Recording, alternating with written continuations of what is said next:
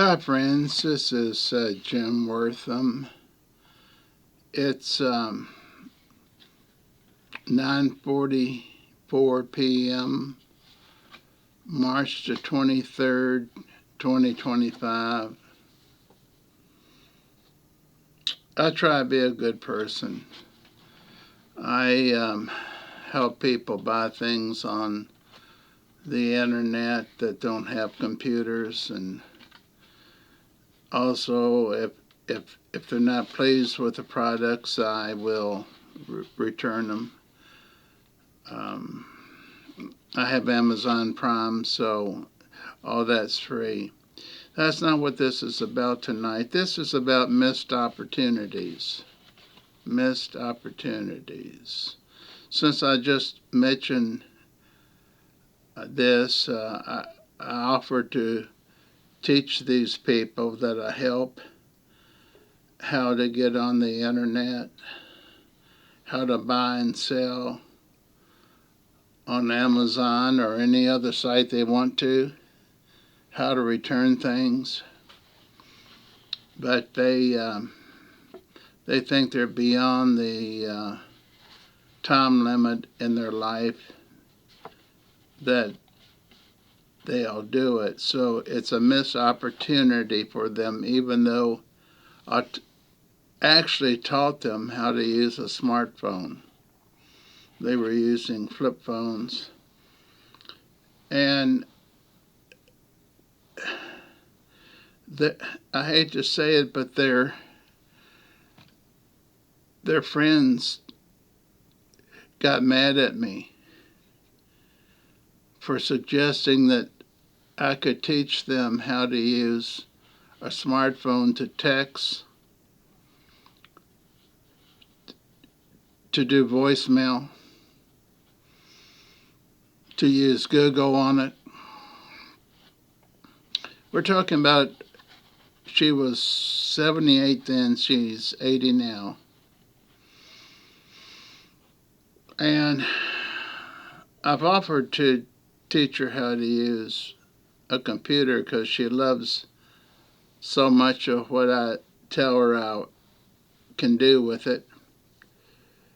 It's a missed opportunity for her now because she's as alert as I am. It's a missed opportunity. Now, she did get a smart TV, and she knows how to use it a little bit. She calls a friend over if she has a problem. I've helped her several times with her smartphone, especially when she switches from one smartphone to another smartphone because of the smartphone not working well. So she buys another smartphone. We buy them on Amazon normally. And then we have to go through TrackPhone. TrackPhone only charges $20. I'm thinking it could be $25 after all their taxes and everything. I use TrackPhone.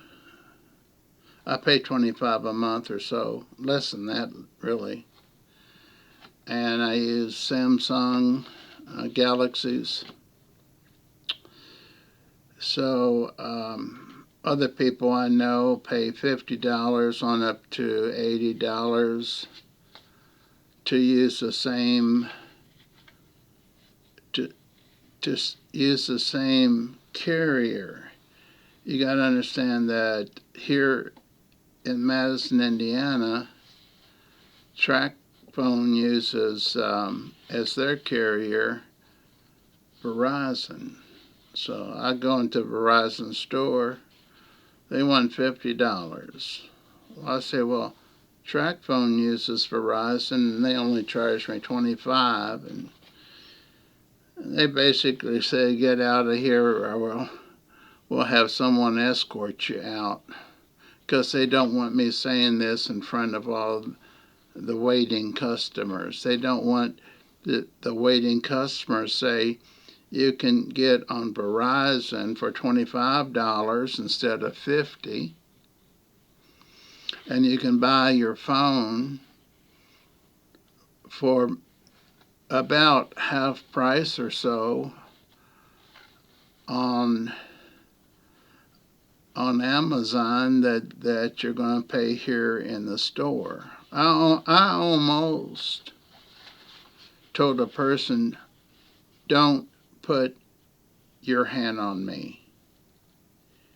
Okay, it's okay if you ask me to leave the store. But if you put your hand on me, there's going to be somebody on the floor, and it won't be me.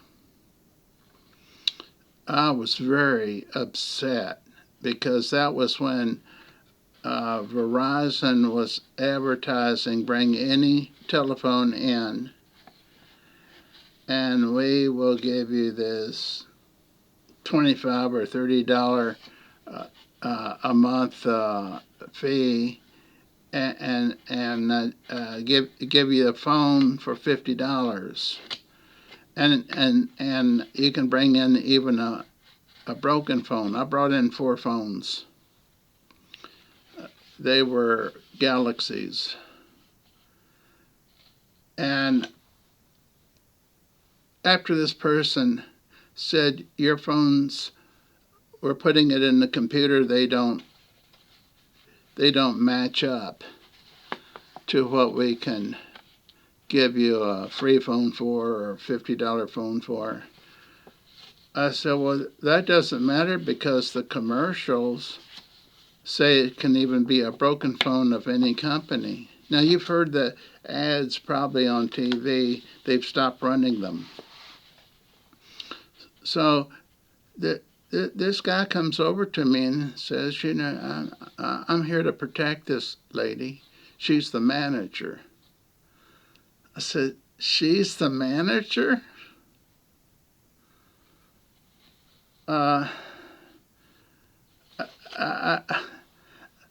I said, don't put your hands on me. I'm a customer. And I'm going by what is shown on TV as a commercial, probably, if not nationwide, worldwide. They took that down after a while because they weren't honoring it. Asking for dates. Okay, let's go to that opportunity. When I was young, I was shy and found it hard to ask for dates. I even asked a teacher how to ask for a date. What's the wrong thing to do?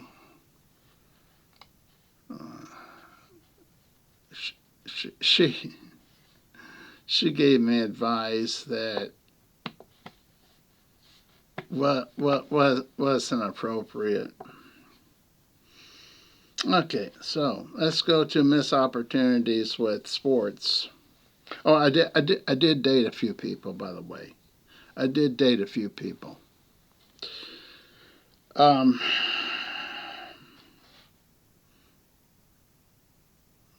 Trying to think how many. Maybe in high school, less than 5.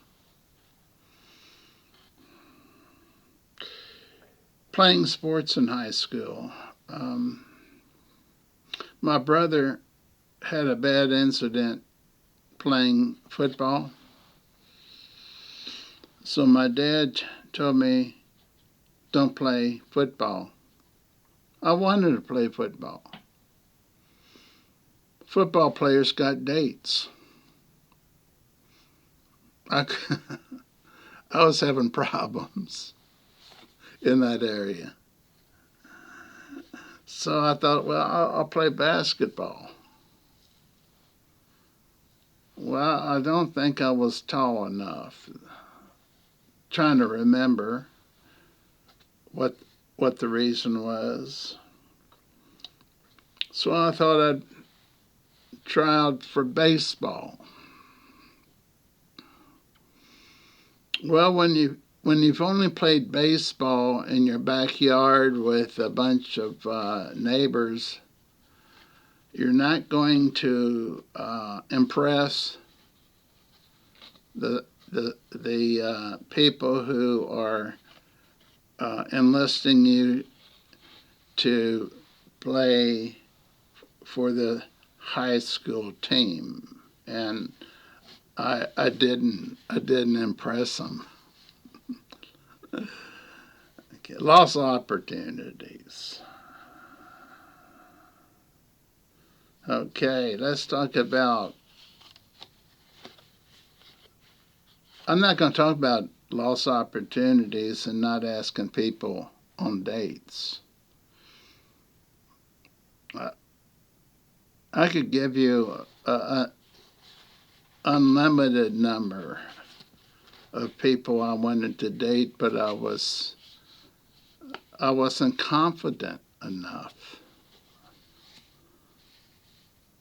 I even had some of them. Some women later. I said maybe we can get together later.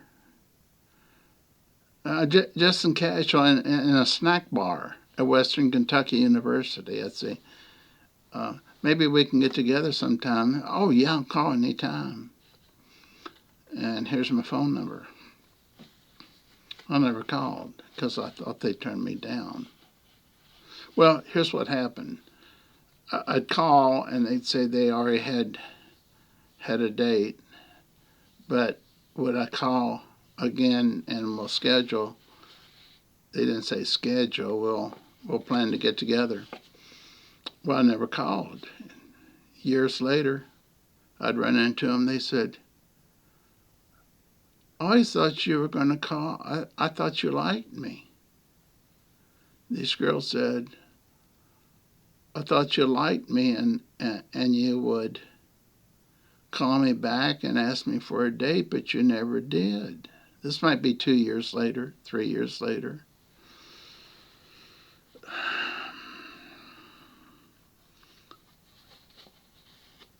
I said,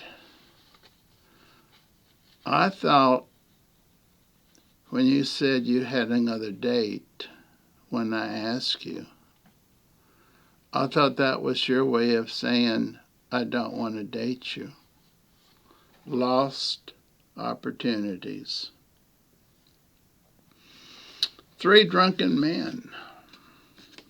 This is the opportunity that worked. 3 drunken men. Saw them every day on Saturdays.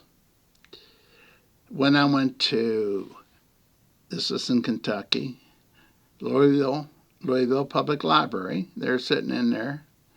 And guess what they had in these sacks? They have, I don't have one here to show you, sacks, and they'd pass it around and they'd be drinking out of it.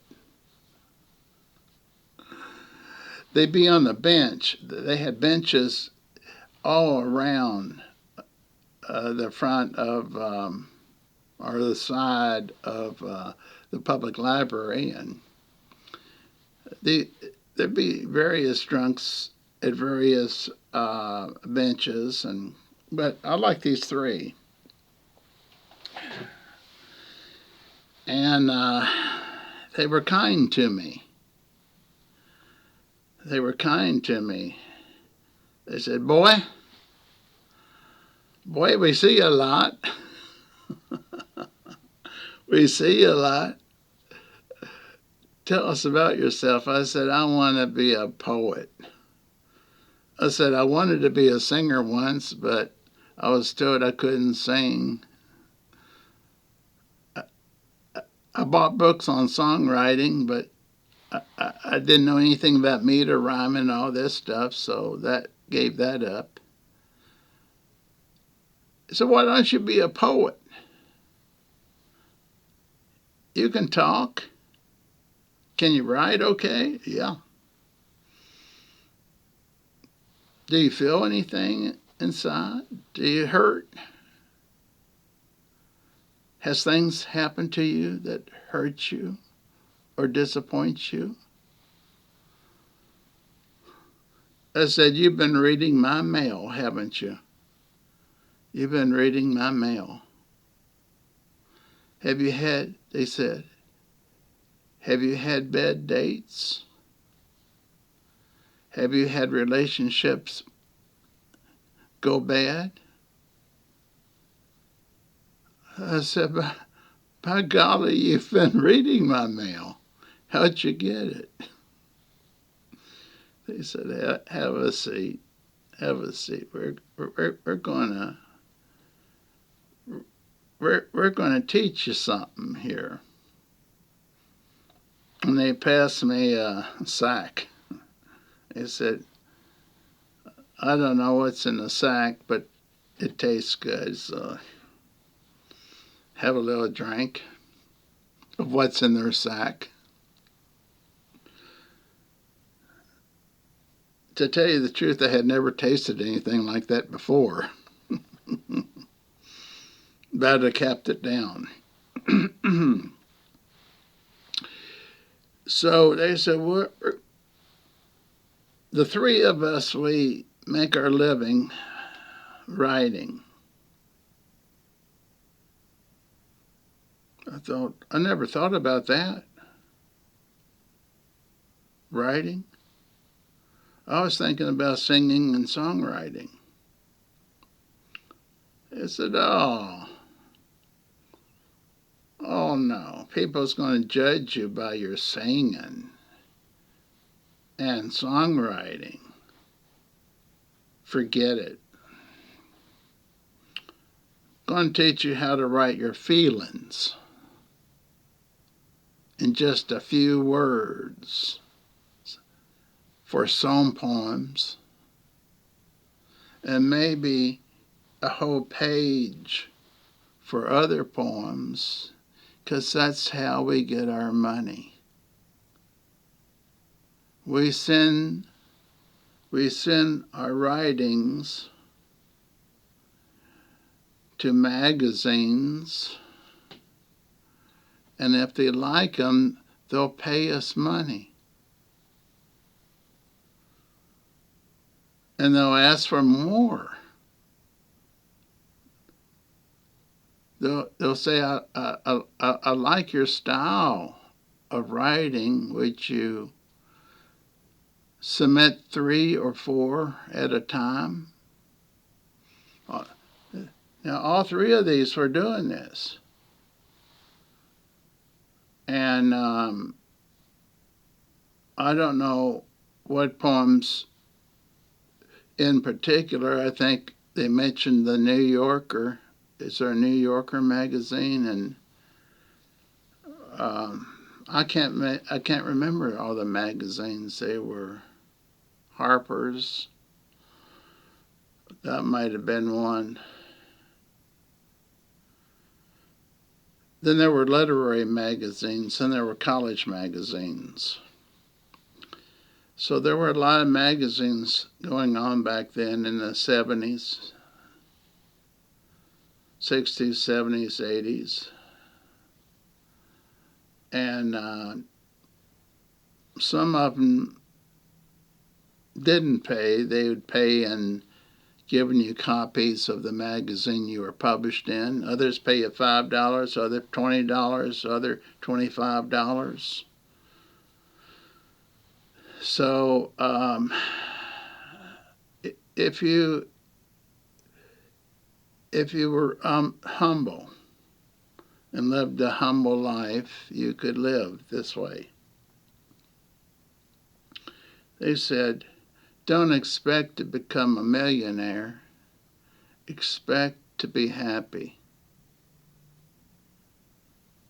Expect to be happy and have the basic needs that you need, and have another drink from the sack that they kept passing down to the other 2 people. The more I drank from that sack, the more I decided this drink, whatever it was, isn't too bad. I might want to ask the name of it before I leave.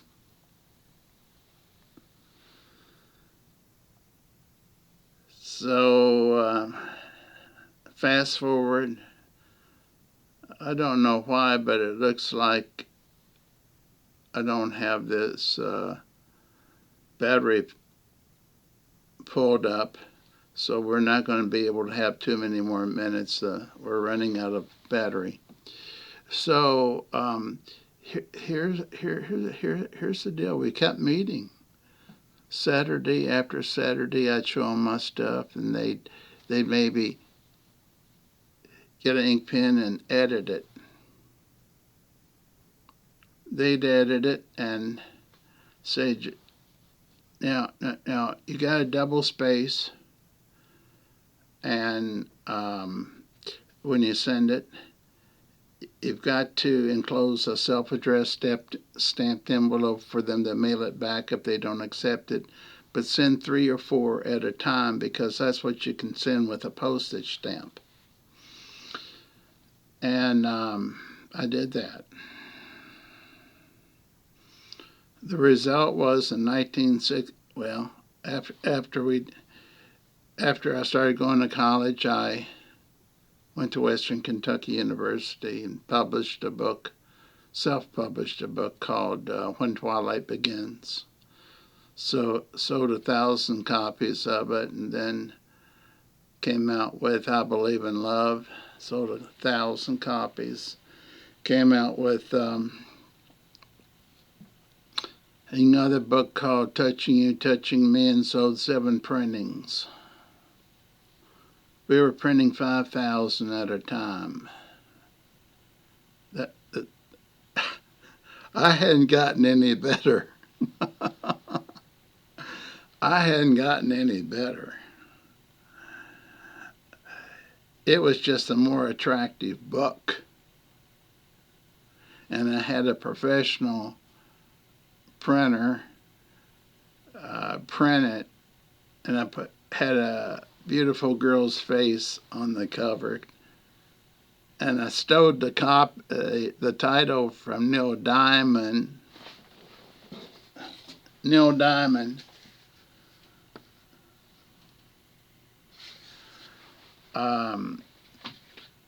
he had a book. No, that's not Neil Diamond. That's Chris Christopherson. I'm doing good tonight, aren't I? Neil Diamond had Touching You, Touching Me, if I remember right. We're going back to 1974 on this book. It goes through all these printings. 5,000 at a time or more. Letters coming in.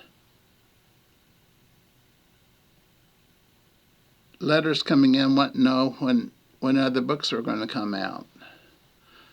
Letters coming in saying, what other books do you have we can buy? Bookstores reordering the book. We had countries that bought English-speaking books, right, and say, can we order from you at what discount and all this. That's when postage was low. Postage was very low then. We shipped to many countries. If we worked out the proper discount and postage could be appropriate to where they could make a profit. I mention this only for one thing, and it's not to be a braggart. Is to say I did not miss that opportunity, even though I missed all the other opportunities. 3 drunks.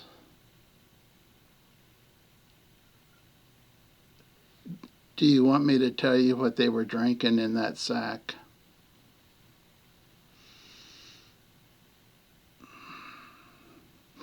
It's just simply Jim Beam. Jim Beam bourbon. bourbon made in Kentucky. They said, you drink this and you'll start thinking, and you'll have a poetry engine start, and you'll know how to start that poetry engine whenever you want. So that's where the lost opportunities stopped. And I was able to make not a fortune. I never became famous, but I was able to pay my bills. I was able to fly to a few colleges to give readings. I was able to, I did bookstores. Touching You, Touching Me was the first of about 5 more books that sold about the same. So I'd do a poetry reading, or I would do a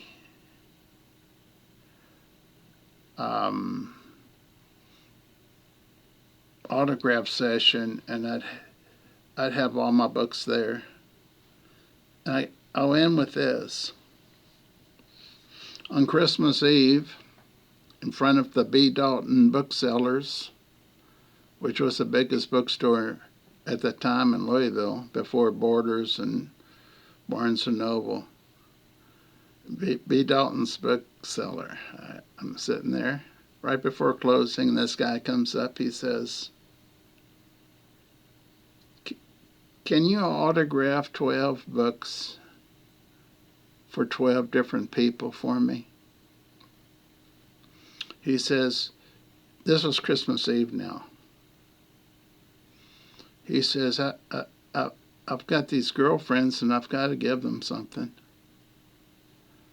And which one do you recommend? I said, Touching You, Touching Me seems to be what I get the most comments on.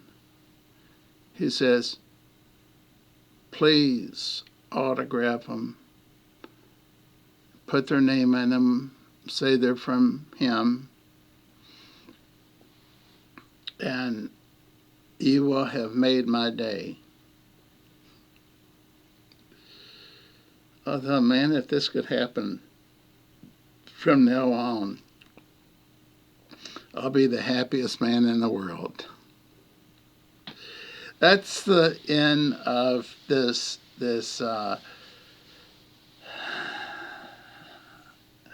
what would you call this? Can we call it a chat?